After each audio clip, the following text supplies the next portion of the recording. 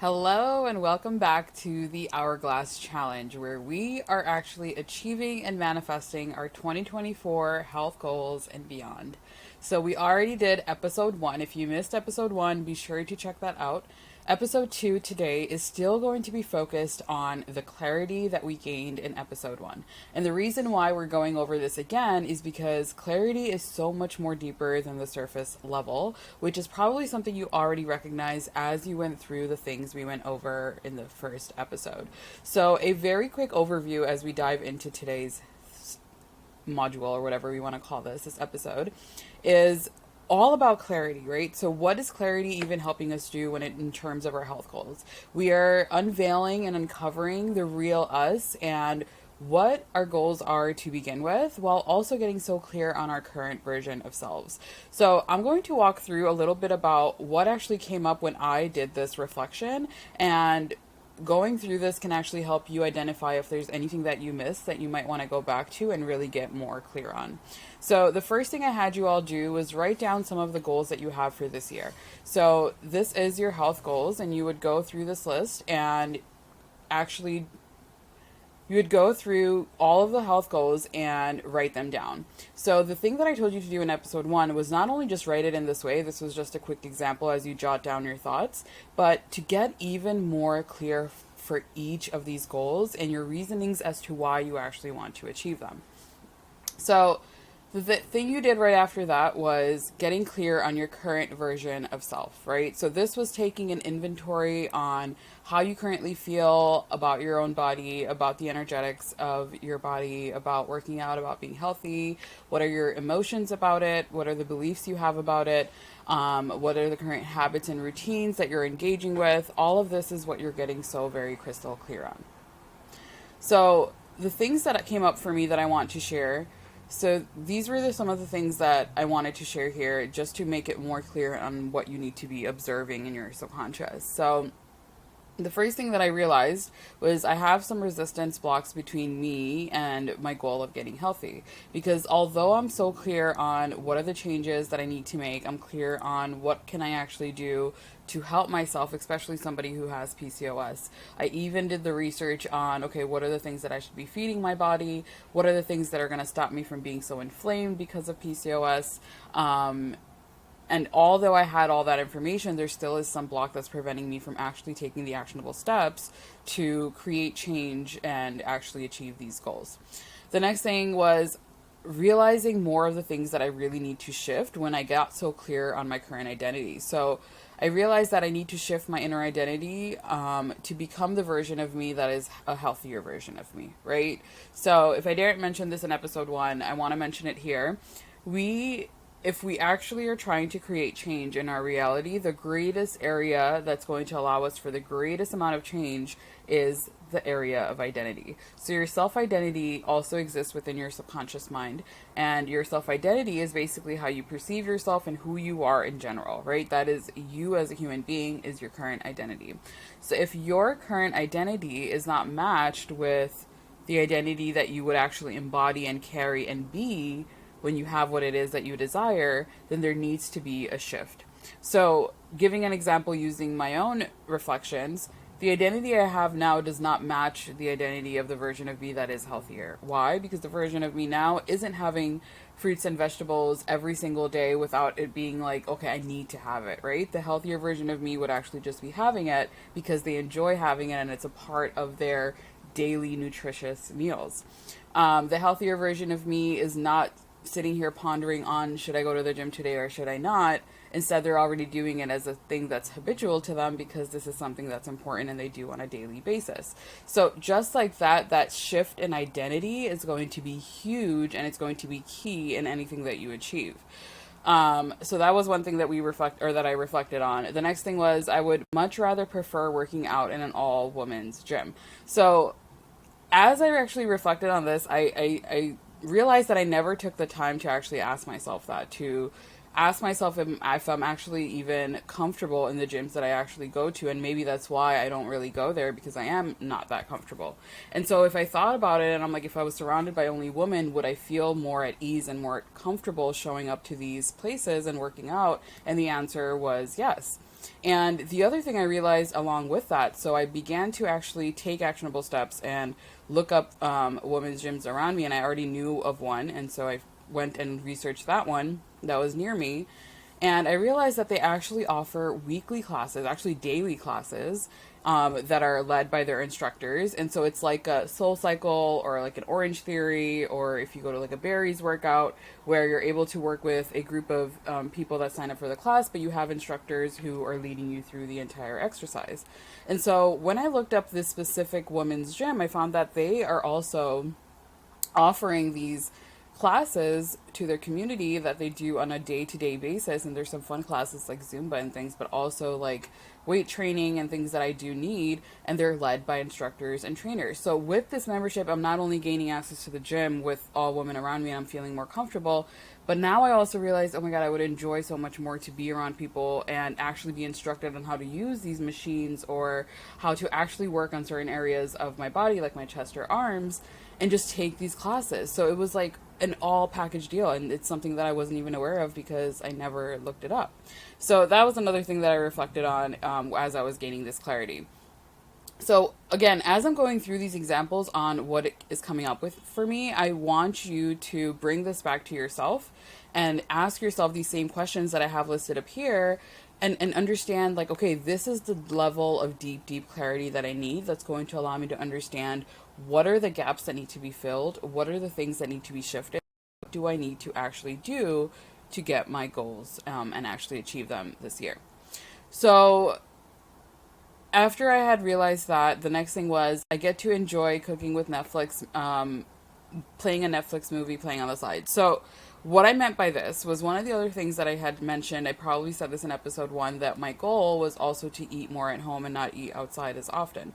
So this week, or just last week, I had cooked just dinner for me and my siblings, and I realized I literally put a Netflix movie on as I was cooking, and it just made the process so much smoother. I was actually enjoying the time, and the food actually came out great. So one of the things that actually blocks me from cooking is, one, I used to only do it because I had to feed myself when I didn't live at home.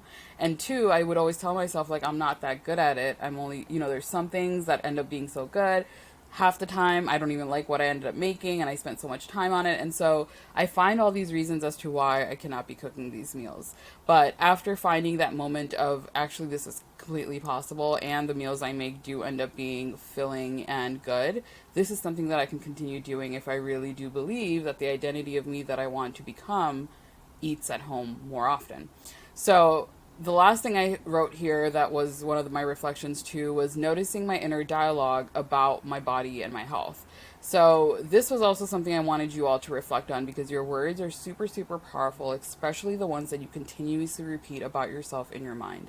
Because remember, everything that you're saying on a day-to-day basis goes through your conscious mind, and then it's filtered through your subconscious mind. So let's say you constantly say things to yourself like, this is the biggest I've ever been, which is something that I constantly said to myself. So if I constantly said that, right, and I constantly thought that, and that's what I saw in myself every time I looked in the mirror, like, oh my God, this is the biggest I've ever been. Or if I see a picture of myself and I'm like, oh my God, I'm so much bigger now than I was in 2018 or whatever.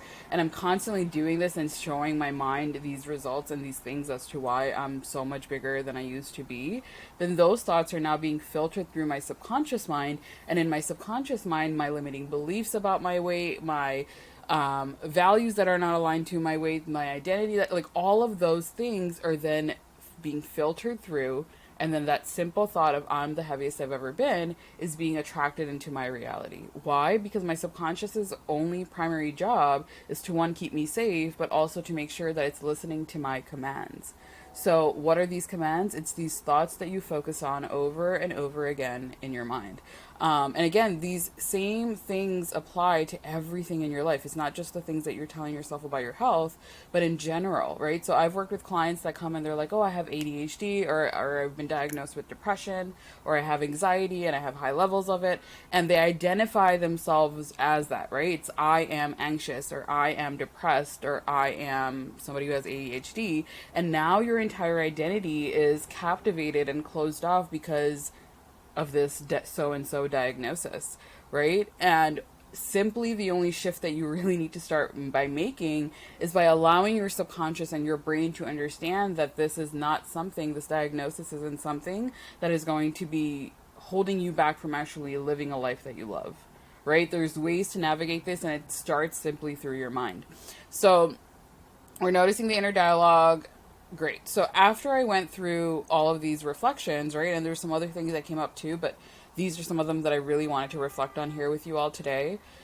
The actionable steps that I took after that, right? So the whole goal of you getting clear is to understand what actionable steps can I take, right? So this is something that I started to do right off the bat. Again, we're still in the very, very first stage of my 6-step method that I'm taking you through in order for you to achieve these goals, right? So remember, I am walking you through my Mindfully Accelerate framework, which is a 6-step framework, which is the same framework I've used in all areas of my life to achieve my goals in career, in finances, in relationships, in academics, and so on. And so we're applying these same rules now in live time to achieve our health goals.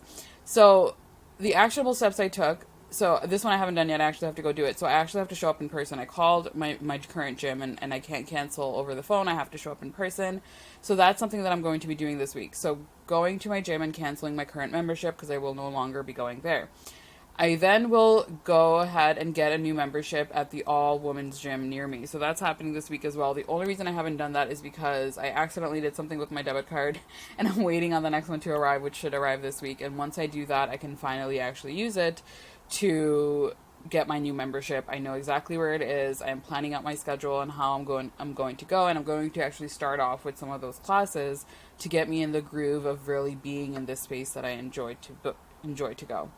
So the other thing that I've already began doing is signing up for fitness classes with friends outside of just the gym. So one of my girls reached out to me, and I think I spoke about this in episode 1, where she reached out to me and sent me one of those free trial passes where I get like 63 credits in ClassPass to try out all these different studios and wellness places to really try different fitness practices, right? So we have like Barry's passes, you can go to SoulCycle, you can go to yoga studios, and so on. And so I already did a Barry's class, or signed up for one that first time when she sent it to me, but this week we just signed up for a new Pilates studios that neither of us have tried out, and I've been wanting to do Pilates for forever. Literally in episode 1, I talked about that's something that I've been wanting to do and I just haven't done it. I'm finally doing it. I'm finally scheduled. We're finally going to make this happen, right? So that's another actionable step that I took, and already achieving some of the things that I've been wanting to do. Again, the actionable step that I just talked about a little bit ago was the cooking dinner, making the breakfast, also having tea at home too. So this is not only helping my health goals, this is also helping my financial goals, right? So I want you to see how so many things are going to overlap as you do this, and it's going to allow you to see so much more easily how you can apply these same exact things I'm teaching you now to achieve any other goal that you have in any other area of your life. So also, the last thing too was finding more options at home and in regards to food, and expressing gratitude for those delicious meals too. So this week, me and my siblings kept saying we ran out of a lot of our favorite foods at home, and we need to go back to BJ's or go shopping. But even in the middle of all that, there were still things for me to eat, and every time I had it, I was like, oh, I'm so grateful that I have this, right? So that's another thing too, remembering to express that gratitude and being in that state of gratitude to allow yourself to be on this journey through ease and flow. So you're not constantly looking for the next thing that you need to maybe fix or the next thing that you need to shift. Instead, you're really allowing yourself to be here in the now, because the present moment is all that exists. And as you're here in the now, allowing yourself to really explore the things that you have and expressing gratitude for that already. So this was, again, the current self-reflections, and this was all for the questions that I've asked in the current version of self. And there's so much more things that I've asked you to get more in depth on, because the more clear you are, the more you're going to have a stronger foundation to build on going forward to actually achieve your goals. Because if there's something that we miss and we don't tweak, those things will definitely reveal themselves on this journey, and you're going to need to come back to step 1 to gain that clarity and to understand what needs to be changed.